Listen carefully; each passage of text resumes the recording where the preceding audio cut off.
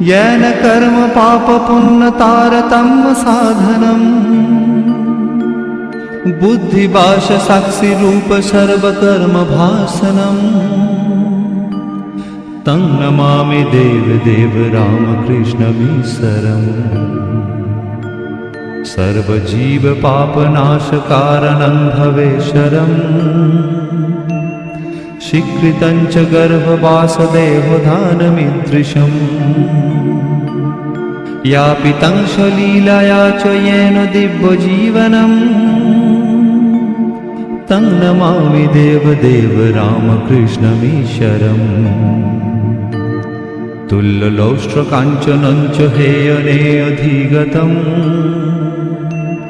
स्त्रीषु नित्यमातृभावशक्तिरूपभावकम्